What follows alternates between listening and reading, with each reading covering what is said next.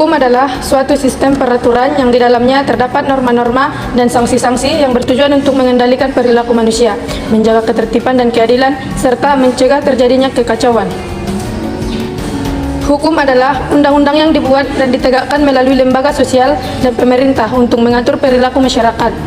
Hukum yang ditegakkan oleh negara dapat dibuat oleh legislatif kelompok atau oleh seorang legislator tunggal yang menghasilkan undang-undang, oleh eksekutif melalui keputusan dan peraturan, atau ditetapkan oleh hakim melalui presiden. Baiklah, kita masuk ke pembahasan yang kedua, yaitu tujuan hukum. Tujuan hukum adalah 1. Mengatur hubungan antara sesama manusia agar tercipta ketertiban dan diharapkan bisa mencegah terjadinya konflik di antara manusia. 2. Hukum melindungi kepentingan manusia baik secara individu ataupun kelompok.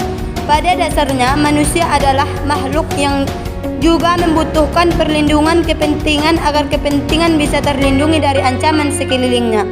3. Hukum memiliki tujuan untuk mewujudkan kebahagiaan yang sebesar-besarnya untuk semua orang. Tidak hanya memberi nafkah hidup, tapi juga memberi makanan yang berlimpah, perlindungan, dan mencapai kebersamaan. 4. Hukum menjadi sarana untuk memelihara dan menjamin ketertiban. Baiklah, selanjutnya kita akan membahas tentang fungsi hukum. Simak video berikut ini. Fungsi hukum adalah 1. Sebagai sarana pengendali sosial, sebuah sistem yang menerapkan aturan-aturan mengenai perilaku yang benar.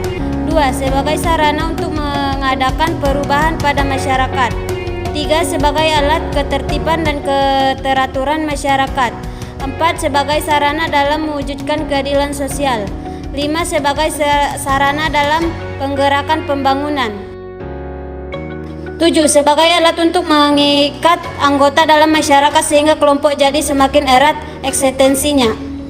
8. Sebagai alat untuk membersihkan masyarakat dari kasus yang mengganggu masyarakat dengan cara memberikan sanksi sebagai pidana, perdata, administrasi, dan sanksi masyarakat. 9. Sebagai alat untuk melakukan alokasi kewenangan dan keputusan terhadap beban pemerintahan. Baiklah teman-teman, selanjutnya kita masuk kepada pembahasan yang kelima, yaitu tentang konsep negara hukum menurut para ahli. Nah, untuk lebih jelasnya, teman-teman bisa simak video berikut ini ya. Konsep negara hukum adalah suatu konsep yang menghendaki agar seluruh perbuatan yang dilakukan oleh masyarakat dalam suatu negara harus sesuai dengan hukum yang berlaku. Dalam istilah bahasa Inggris, negara hukum dikenal dengan istilah rule of law. Menurut Plato dan Aristoteles mengungkapkan bahwa negara hukum adalah negara yang diperintah oleh negara adil. Dalam filsafat baik ofensif, dan disebutkan bahwa konsep hukum memiliki aspirasi yang dapat digambarkan sebagai berikut. 1. Cita-cita untuk mengejar kebenaran.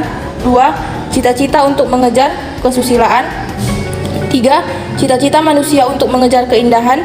Dan yang keempat, cita-cita untuk mengejar keadilan. Baiklah, masuklah kita ke pembahasan yang keenam, mengenai ciri-ciri dan macam-macam pembagian hukum dan penegakan hukum di Indonesia. Untuk lebih jelas, mari kita simak sama-sama video ini. Ciri-ciri dan macam-macam pembagian hukum. Ciri-ciri hukum terdiri dari 1. Adanya pemerintah dan larangan. 2. Pemerintah dan larangan itu bersifat memaksa atau mengikat semua orang. Macam-macam pembagian hukum terdiri dari 1. Menurut bentuknya. 2. Menurut tempat berlakunya. 3. Menurut waktu berlakunya. 4. Menurut cara mempertahankannya. 5. Menurut sifatnya. 6. Menurut wujudnya. Dan 7. Menurut isinya. Penegakan hukum di Indonesia. Perkembangan penegakan hukum di Indonesia yang masih belum berjalan baik. Salah satunya karena penegakan hukum yang masih diartikan sebagai penegakan undang-undang semata sehingga keadilan prosedural dijadikan acuan dalam proses penegakan hukum. Jika dilihat dari pendekatan filsafat, maka pada hakikatnya tujuan penegakan hukum adalah untuk mewujudkan apa yang hendak dicapai oleh hukum. Esensi dari tujuan hukum itu sendiri adalah terletak pada keadilan. Pancasila sebagai dasar falsafah, pandangan hidup, dasar negara, dan sumber tertib hukum Indonesia yang menjiwai hukum Indonesia yang menjadi landasan pembenar bagi pembangunan ilmu hukum di Indonesia.